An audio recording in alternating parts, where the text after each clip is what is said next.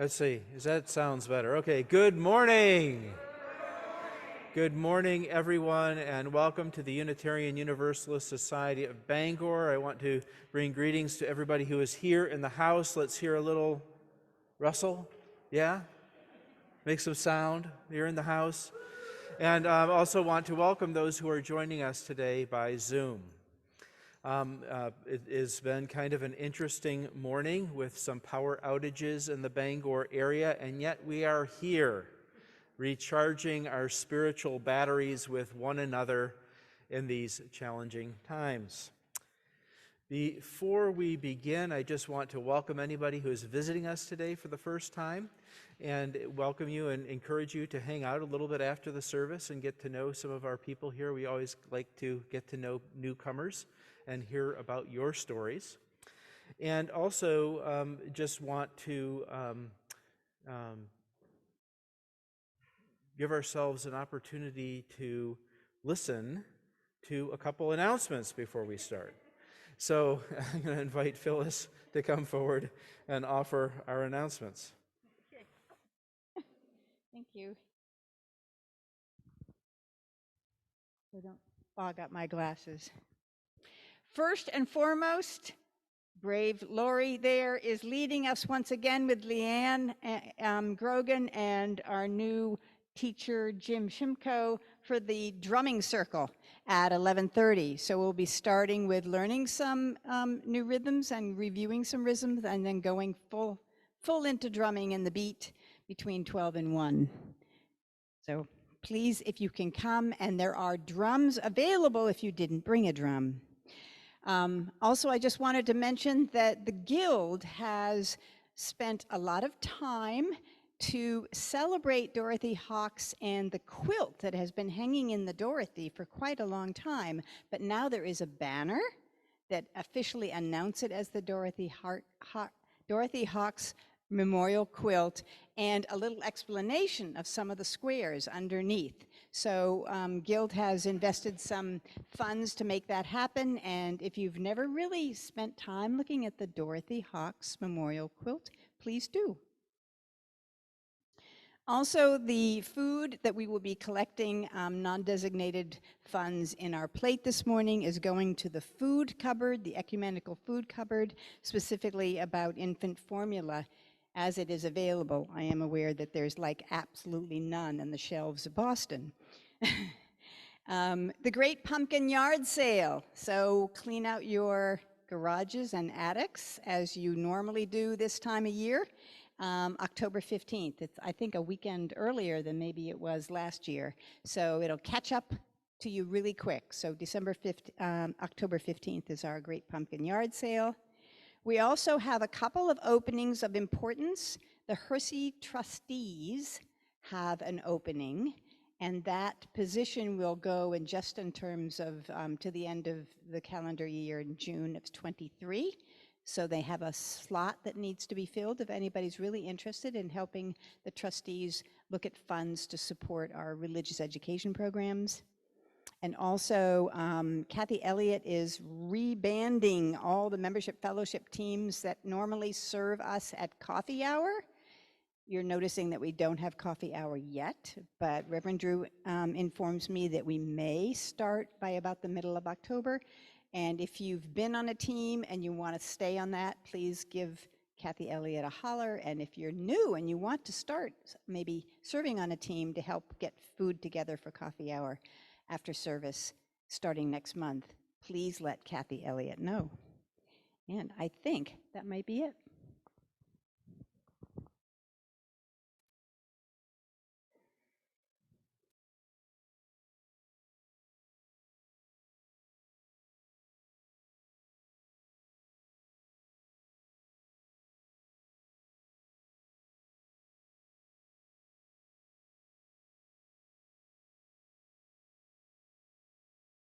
Are you on? Okay. Before we get started, I just want to take a moment to pause, gather our thoughts, spirit, energy, whatever you name it, and come in to this place, whether you're sitting in the sanctuary or you're at home in the comfort of your living room or bed or wherever you are joining us from. Just take a couple deep breaths. Come into the space you are in and come into this space here as we prepare to worship together, and know that each and every one of you is welcome here, just as you are.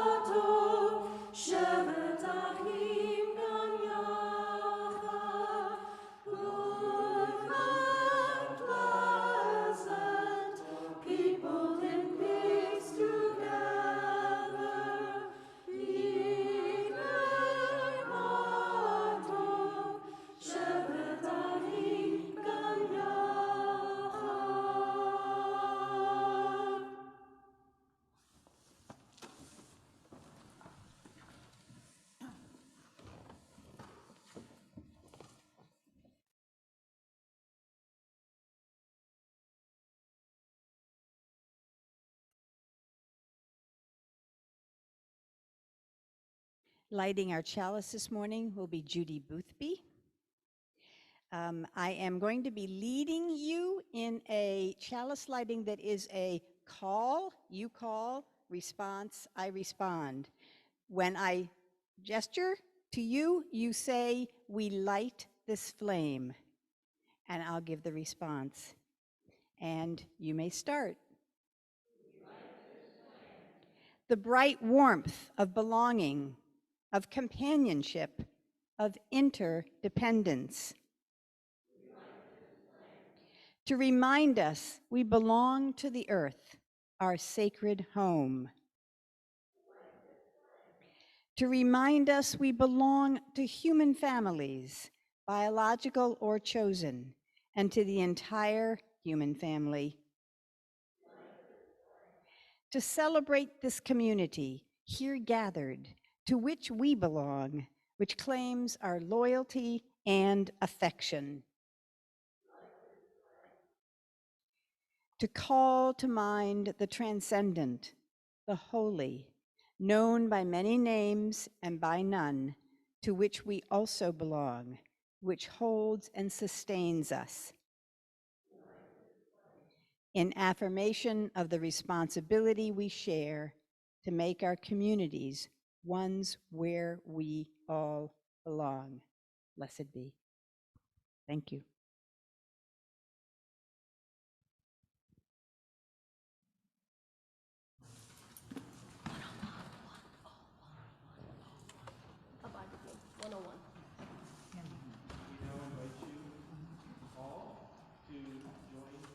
Singing our opening hymn.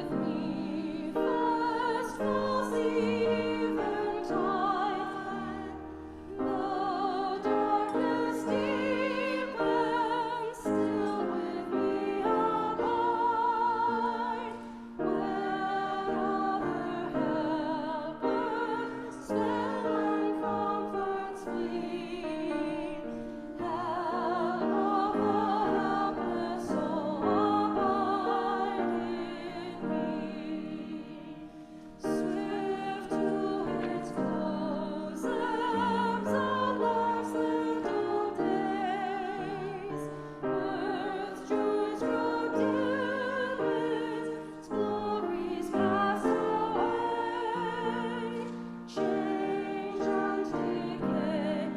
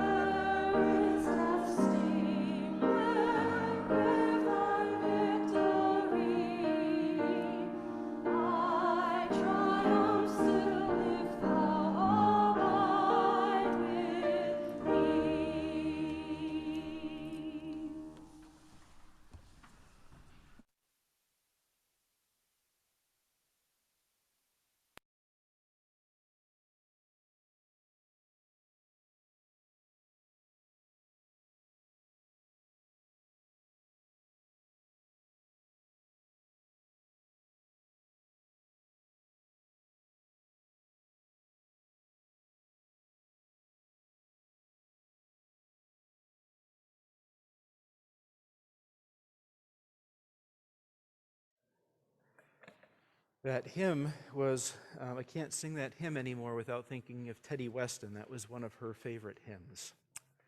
Yeah. So I'm going to invite our young people, if they have any age, who want to come forward. We have our rug out for the first time in several years. And if you're, more volume? Okay, let's keep going. Can people hear me?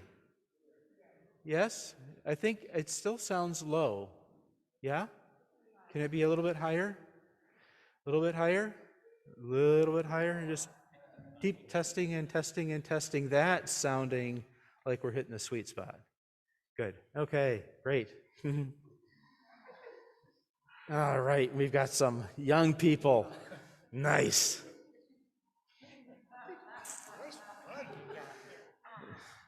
So our story today comes from a well-known parable called the Parable of the Long Spoons. Once upon a time, there was a woman who was getting up in her years, and one afternoon, she was feeling really exhausted. She laid down and took a nap. Her kids were noticed that she had kind of passed out a little bit, and they, after a little while, came and kind of shook her a little bit, and she woke with a start. She had this strange look on her face, and she said,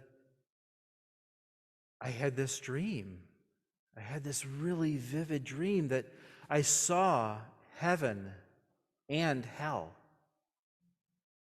Whoa, the kids were kind of like, well, what was it like?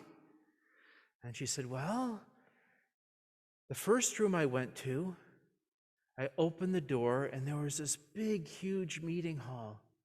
And it had a table full of all my favorite foods. There was pizza and fried chicken and all kinds of salads and what's some other foods that people like? Ice cream, right? All the things that we're not supposed to eat when we're on a diet, right? But all of our favorite foods were just sitting there. And then there were also people. But the people were all looked skinny. They were emaciated. They looked like they were starving. They were sitting on the edges of the room in the corners, not talking to each other, and staring at these big, huge bowls of food. As I watched them, I noticed that the reason that they were starving is they all had these big, huge, long wooden spoons. They would dip the spoon into their favorite flavor of ice cream, but they couldn't reach their mouth. They just all were sitting there suffering and struggling, and they were not happy. She said the second room I went into, the room was filled with the same table. Things were even better. It was like Ben and Jerry's ice cream and Haagen-Dazs and all these really, really yummy things. The people in the room were all moving around. They were happy and they were really enjoying being there. And they all looked like they had put on a couple extra pounds. The difference was the people in that room would dip their spoon into the food, and then they would offer it to each other.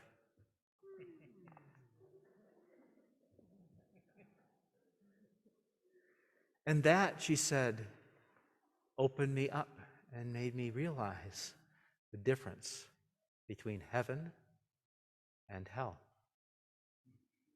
The parable of the spoons. Yeah.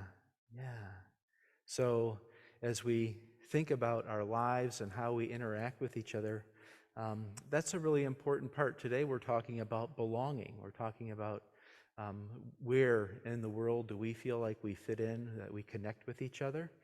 And I like this story because it reminds us of we are all connected to each other. And when we isolate ourselves or have that long spoon that we can't figure out quite how to feed ourselves, because we all have experiences in our lives when we have a hard time caring for ourselves, right? It's true. The salvation, right? The thing that helps us get through those difficult times is being able to feed each other. Yeah. So that is our story for all ages this morning. And thank you to our young people and our young eaters.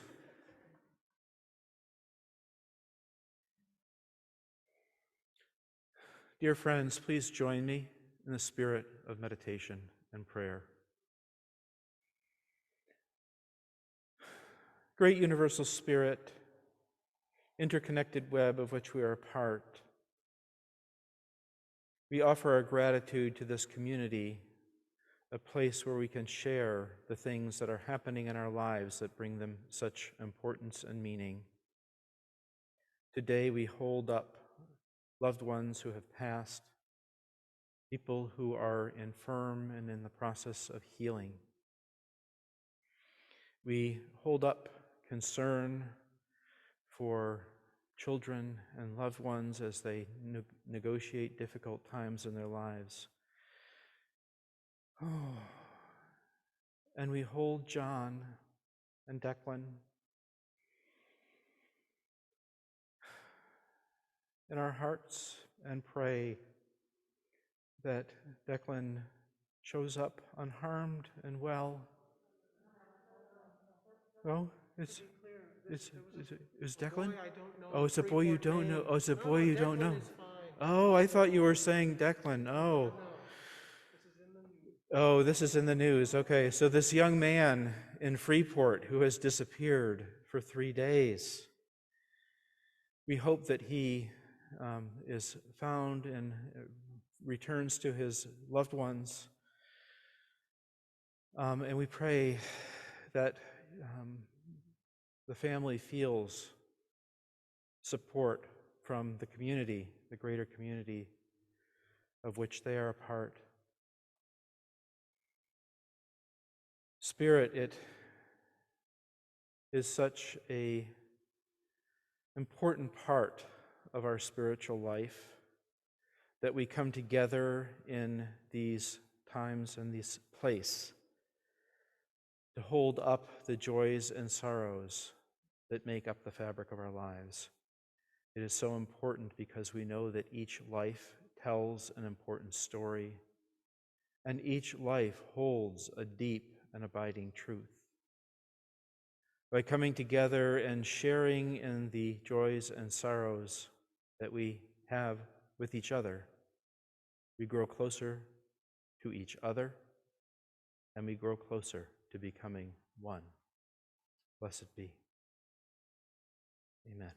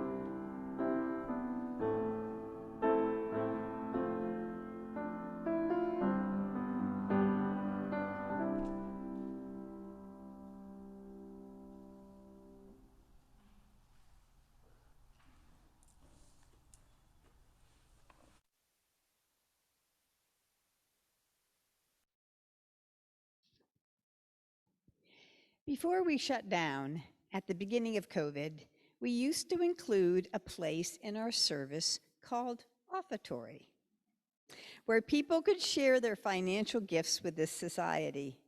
During this time, we had some lovely music, and people had a chance to reflect as we gathered those gifts. During the offertory, we also gather contributions for our monthly Share the Plate collection that we share with a nonprofit organization that we as a congregation feel is doing the work of upholding our UU values in the broader community in support of others. Once again, we are embracing this tradition of passing the plate, a symbol of our collective support for our beloved community and those groups doing the work of supporting others out in the border community. Bangor, I think that's Bangor community. For those of you online, you can make your contributions by visiting our website and clicking on the donate button. With those reminders, our morning offertory will be collected and gratefully received.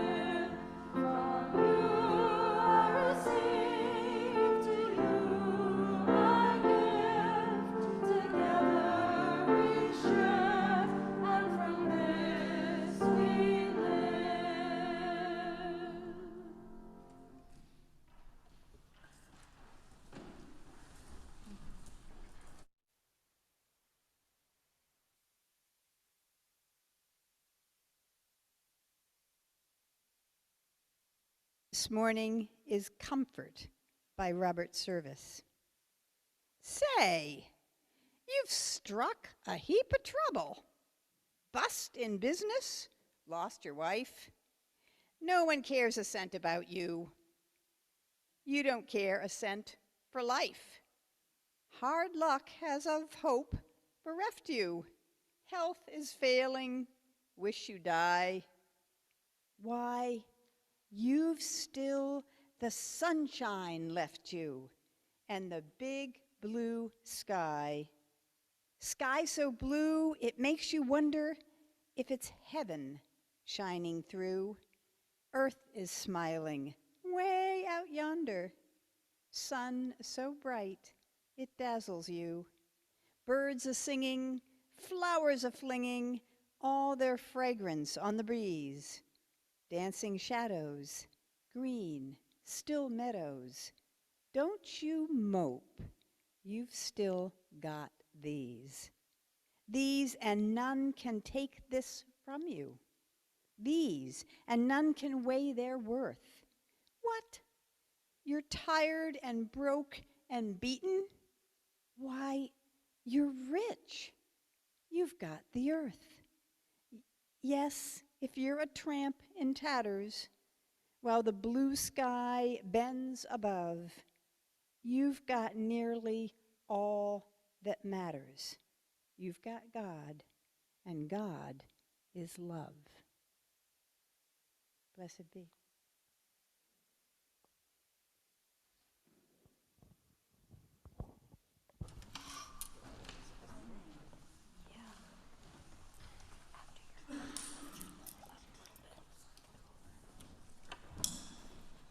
So this is a song that came to me after several conversations with Reverend Drew on the topic of cultural appropriation and how, as UUs, we find the balance between not usurping others' cultures, but celebrating them. And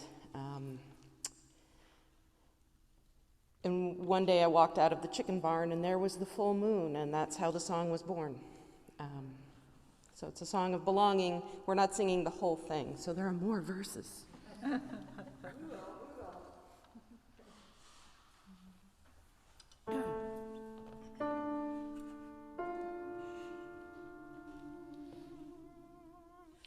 In the circle of the moonlight,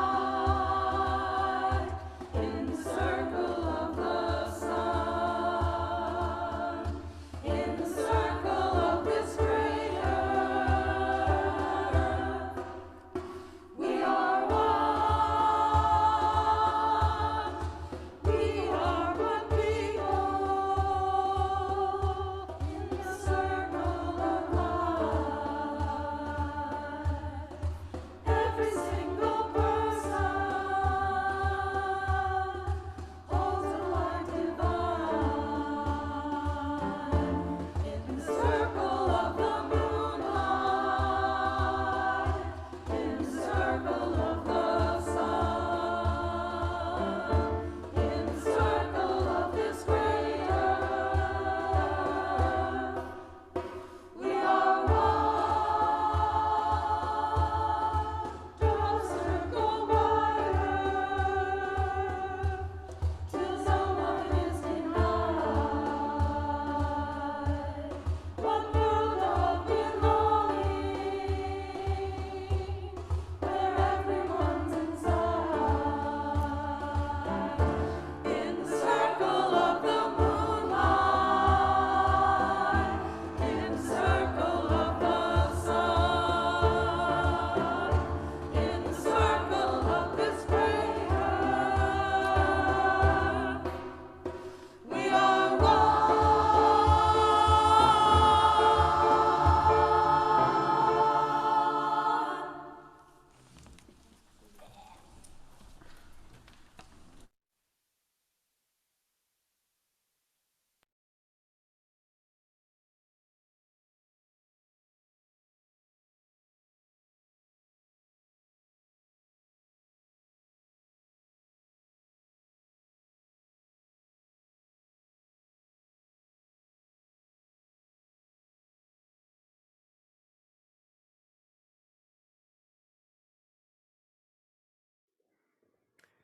Thank you, choir and Linda, for the wonderful gift of music. I love that song, and it was just what I needed because I'm still feeling some heaviness about John sharing this morning.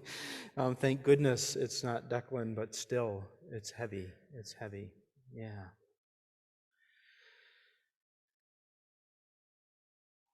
Oh.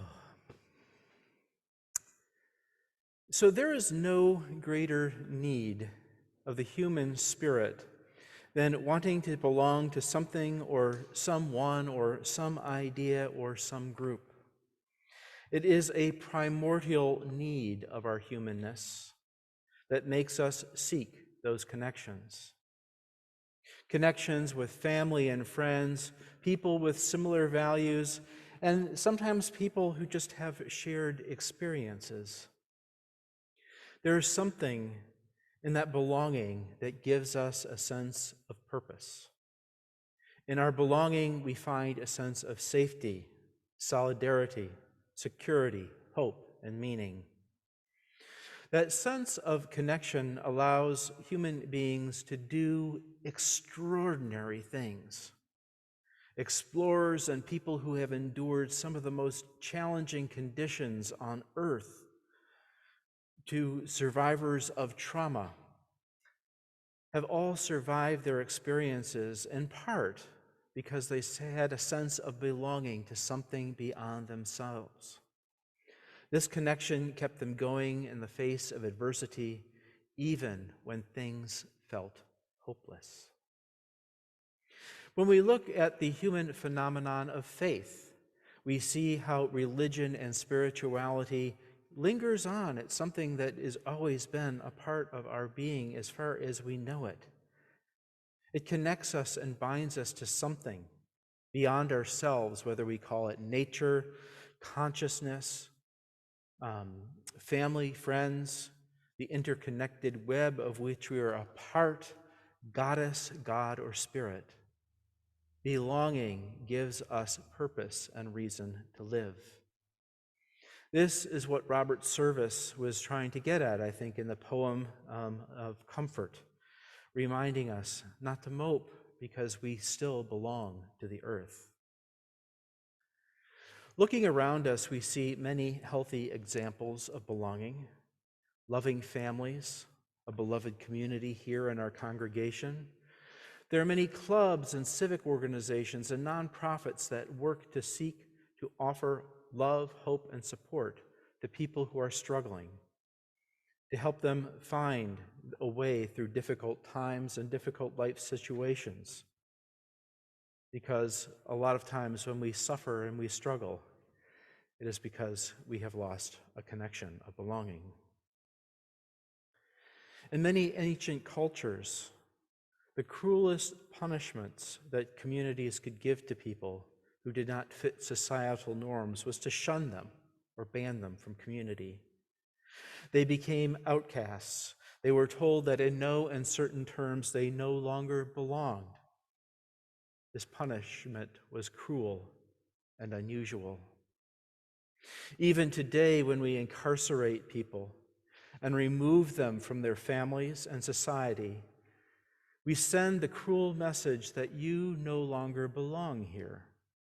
You need to be removed from others, and we throw away the key. Slowly, we are starting to realize and see that things like solitary confinement is not a form of corrective discipline. It is torture, just like shunning.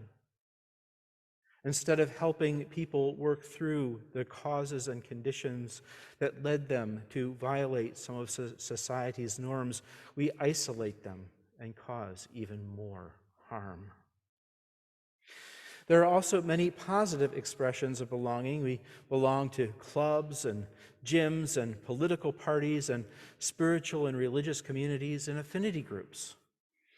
Indigenous peoples worldwide remind us that we belong to the great Creator Spirit. We are connected to the planet and to all life. You can make your own judgment, but marketers love to take advantage of our human need for belonging.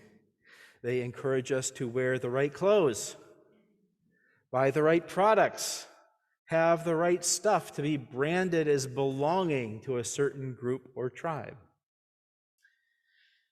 Our Unitarian Universalist chalice started out as a logo that was used to identify safe houses in Europe for people who are escaping Nazi rule.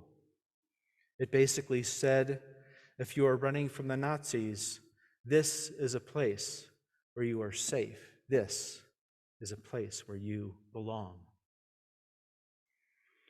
The point here is that both positive and negative aspects of our need for belonging. When we belong, it can be life-affirming, but it can also be devastating.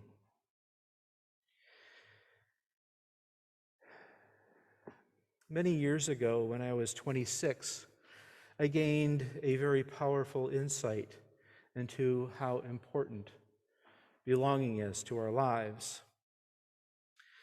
It was one of the most desolate times in my entire life. Money was tight. My low-cost living situation turned bad. when the landlord started coming on to me. When I refused their sexual advances, they kicked me out. I thought I was blessed when another living situation appeared. A local church where I had some contacts needed a caretaker to live in a donated house while it was made ready for sale. It seemed like a great opportunity, but that didn't last long. After receiving several threats that included 2 instances of having bricks thrown through the living room window in the middle of the night, I realized that I needed to find another place because I wasn't safe. I was lonely and looking for connection. I was so lonely for human contact that I ignored all the warning signs when a couple of young men came up to me in the neighborhood and approached me, asking for a ride to get them to the hospital to see their mother. Instead, I was carjacked. I was at a total loss between being unable to find a place to live, losing a beat-up old car that I had spent years trying to get into shape and was running like a top. I had also lost about $1,000 worth of specialized tools and scuba gear that I had in the trunk that I used to make money on the side. I went to file a police report, and the officer at the desk laughed at me. He said, "That was really stupid. You can't file a report to say the car was stolen. You let them in your vehicle and you offered them a ride. Sorry, pal. You're out of luck." I was devastated, humiliated, and felt a great deal of shame. At the time, I was working full-time at a job that paid slightly more than minimum wage. I was going to school 4 nights a week, and I didn't have a lot of time to spend with friends because I was so busy. All I did was really work and study. I felt violated on so many levels. I was physically, mentally, and morally exhausted. I had no money. I had no transportation. I had no place to live, no tools to be able to earn a higher living wage. That's how I came to be sitting in the basement of my dad's house that fall afternoon, sitting on a 5-gallon paint bucket, staring at the orange and white 25 millimeter emergency flare gun for my dad's boat. I wasn't sure if I wanted to go on living in a world where I didn't feel like I really belonged. I had no home, I didn't have any friends, my job was okay, but if I didn't have a car, I couldn't get to work anymore. I knew I was going to have to drop out of college, at least for that semester, because I didn't have the money to make the next tuition payment. I sat there throughout that afternoon, staring at that flare gun for hours, contemplating ending it all. I grabbed a cartridge for the flare gun and held it in my hand as I thought, but somehow I couldn't bring myself to put it in the gun. I just sat there alone in silence, contemplating my own demise. I didn't know how I could keep going. I didn't want to live in a world where people kick other people out of their homes because they wouldn't provide unwanted sexual favors. I didn't want to live in a world where people threw bricks through other people's living room windows at 3 o'clock in the morning. I didn't want to live in a world where people who, out of the kindness of their heart, had their cars stolen from them as they were trying to do a good deed. I was close to ending it. It was more than I could bear. Luckily, I was not hasty. I stopped when I got close to sliding that shell in the chamber, and I kept thinking to myself, though, this is what I want to do. This is the only way out. But then I thought of my parents. How would they deal with my death? I belonged to them. If I ended things in this way, it would crush them. They would never get over it. My mom, who lost the man who adopted and raised her to suicide, it had taken most of her adult life to recover from that loss. If she lost me, who knows what would happen to her? And what would happen to my dad if he found me there in the basement? It would destroy him too. I wish I could say in that moment that I didn't follow through because I loved myself so much to do that dastardly deed, but the truth is that what saved me was that sense of belonging to my parents. That was the only thing that I could felt like I belonged to at that point in my life. Not wanting to cause them harm was my salvation.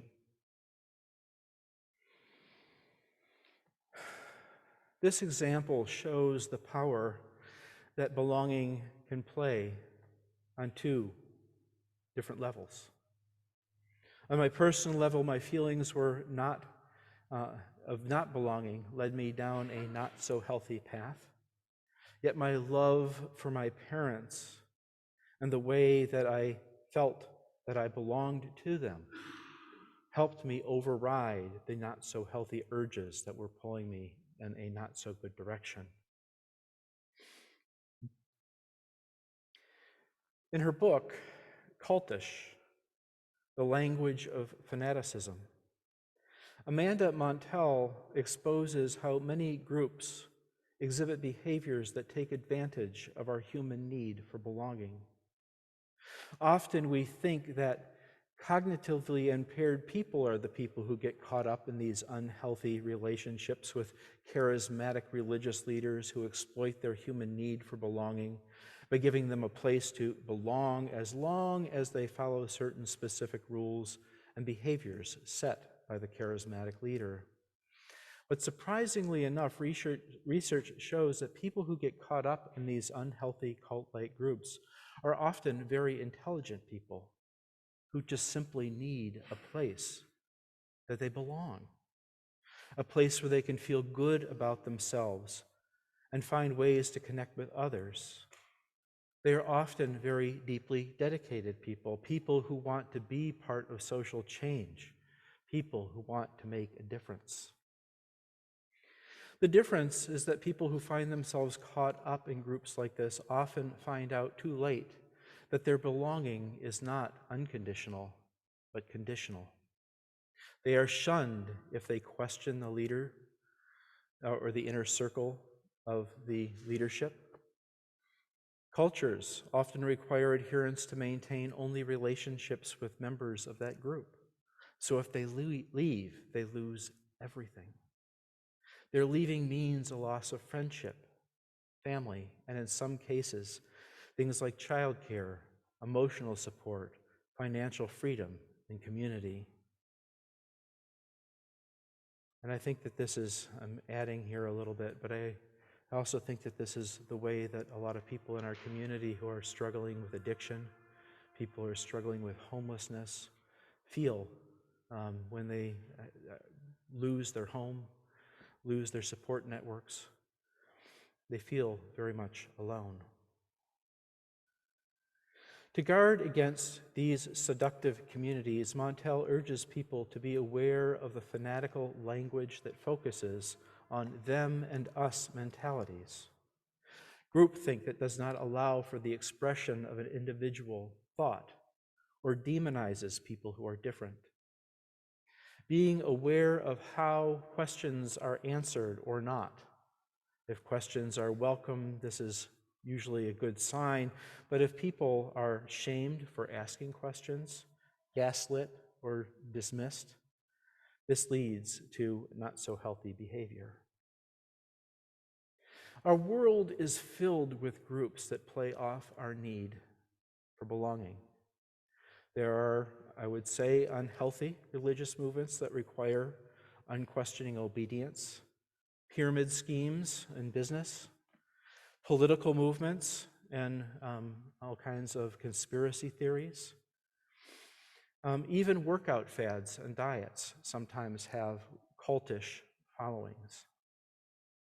They all have the potential to drive us to a place of making unwise decisions. One of the most critical aspects of our individual and collective development as spiritual beings is recognizing our deep and essential need for belonging, and being mindful and reflective of how our sense of belonging is being shaped and formed. Often this changes throughout our life. When we graduate from high school, our sense of belonging changes as we leave the familiar and go out to college, to work, to start families. Our sense of belonging changes when we have children and become parents. Our understanding of belonging changes when we retire, grow old in our bodies, and have trouble relating to or participating in the activities that we had once grown accustomed to. Things change. Our lives change. Circumstances change, but not the need for belonging. As we live into the many changes of our lives, the question becomes, to what do I belong? Is this group open and accessible? Is it diverse and supportive in non-manipulative ways?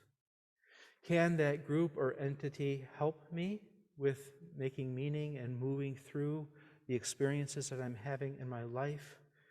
Or do they shut down or direct me in a direction that I don't particularly want to go? This, to me, is perhaps one of the most fundamental elements of our spiritual development, is paying attention to what we belong to, what we need, and how that belonging helps or harms our way of being in the world. So, my friends, as you contemplate this whole idea of belonging, I encourage you to reflect for yourself. To what do you belong? Does it help you? Does it allow you to become alive and share your gifts with the world? Is it non-coercive? And does it nourish your soul? Blessed be. Amen.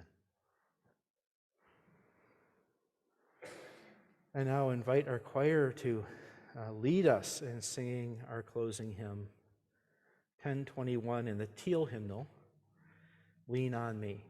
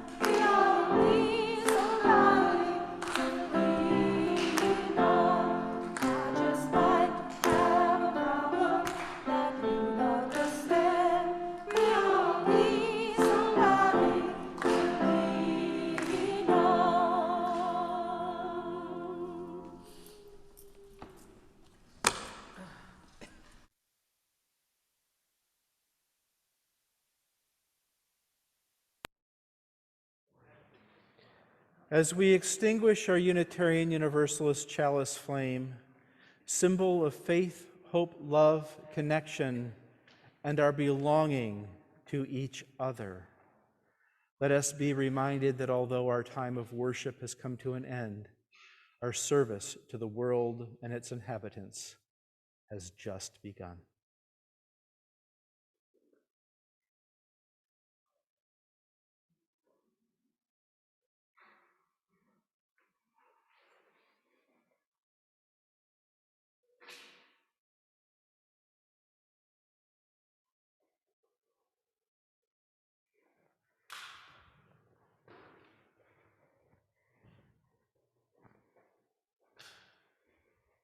I invite you now to all rise in body or in spirit to sing our benediction.